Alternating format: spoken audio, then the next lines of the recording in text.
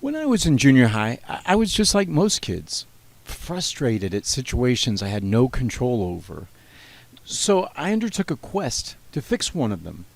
I knew of only one man almost everyone respected. In my mind, he was the father of the country, so my quest made complete sense to me. I wanted the President of the United States, Jimmy Carter, to fill the gaps in my world. I wanted him to swoop into my chaotic life and be that father figure.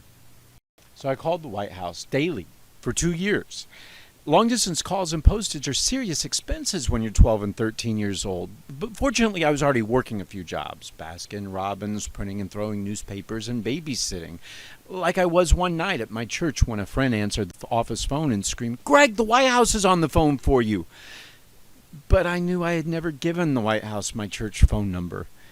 So I glared at her, expecting the usual taunts as soon as I picked up the phone, and I simply said, "What?" Mr. Greg Gottel, please. This is Greg. Oh. In that case, this is the White House operator. Please hold for the President of the United States. Yeah, it really was him. His simple, kind call on March 27, 1980 made a lonely and insecure 13-year-old kid feel that he mattered to the president. While I didn't succeed in my mission to gain President Carter as a dad, it wasn't misplaced expectations. I knew it was the 1980 election that foreclosed driving lessons at the White House and father-son talks in the Oval Office. However, lifelong passions for the presidency and mentorship were born, which led to many future White House visits with several presidents. Years after that call, President Carter introduced me to Nelson Mandela as a young man, but an old friend from the White House days. So while my specific mission might have failed, I was not crushed.